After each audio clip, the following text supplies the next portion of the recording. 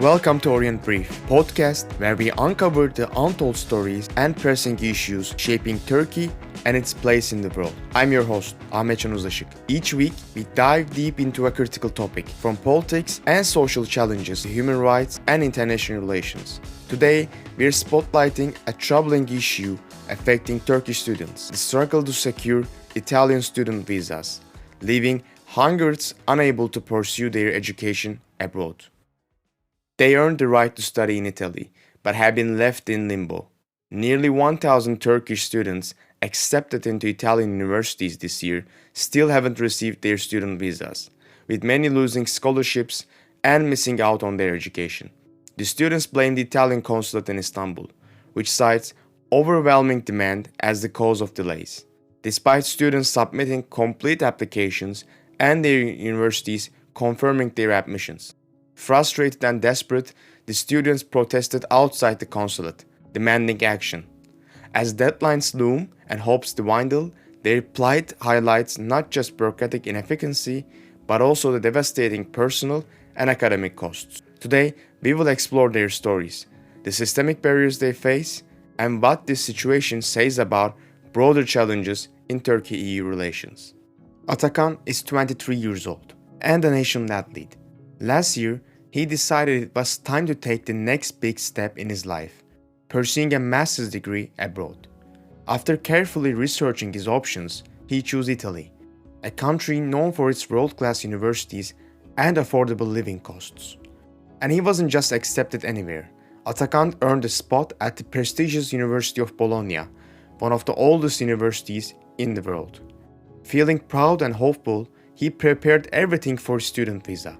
Proof of funds, documents for accommodation, even his flight tickets. On August 22, he submitted his application to the Italian consulate in Istanbul, confident that everything was in order. But things didn't go as planned. Atakan expected to get his visa in September and even closed the lease on his apartment to prepare for his move. But weeks passed with no updates. His flight tickets had to be changed repeatedly, costing him time and money. Then, on September 16, he got the news he had been dreading. His visa application was pre-rejected. The reason? Concerns about asylum risk and financial issues, even though he had submitted everything required.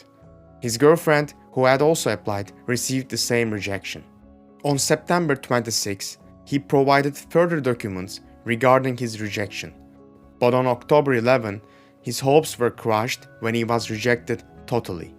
Desperate, he decided to try again, submitting a second application on October 18. This time, he went above and beyond. He included proof of job offer in Turkey to counter the asylum risk, his family's financial guarantees, and even a scholarship letter from the University of Bologna. When he visited the consulate to add the scholarship letter to his file, he faced rude treatment. He indicated that he will take legal action. Atakan is just one of the thousands of students that face this hardship every year. These students just want their most basic rights, good education. Atakan's story is just one example of a much bigger problem, the visa difficulties Turkish citizens face when trying to visit, study, or work in Europe. So how did it get to this point? The Schengen visa saga between Turkey and the EU is not just about bureaucracy. It's a story of history, politics, and tangled relations. Let's rewind. Turkey's path to EU integration began long ago. Back in 1963, Turkey signed the Ankara Agreement with the European Economic Community, which later evolved into the European Union. Turkey's hopes for full membership were high, and by 1987, it formally applied. In 1999, it was officially declared a candidate country. But the road has been rocky. Turkey started negotiations for full EU membership in 2005, but over time, political tensions, both internal and external, caused the process to stall. While the EU has deepened its cooperation with other neighbors, Turkey remained an outsider, even though it has been waiting in line for decades. Fast forward to 2013, when Turkey and the EU took a significant step, the visa liberalization dialogue.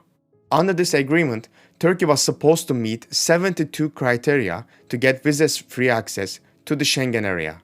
Turkey has made great strides, fulfilling 66 of these criteria, but 6 remain unresolved.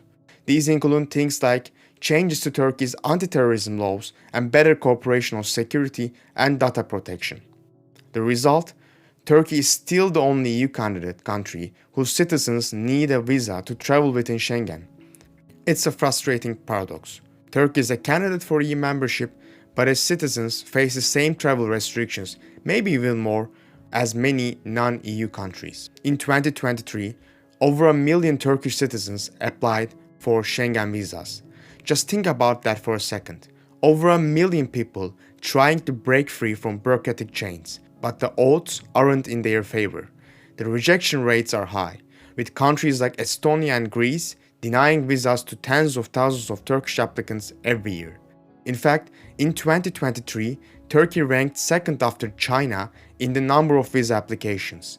Yet the rejection rate for Turkish applicants was one of the highest in the world. For example, Greece rejected over 36,000 of the 250,000 Schengen visa applications from Turkey, a staggering 16.5%. It's not just about numbers, it's about real lives. Turkish students, like Atakan, who dream of studying abroad, professionals eager to attend business conferences, and even families hoping to reunite, all suffer because of this visa barrier. In the meantime, the visa issue continues to burden everyday Turkish citizens.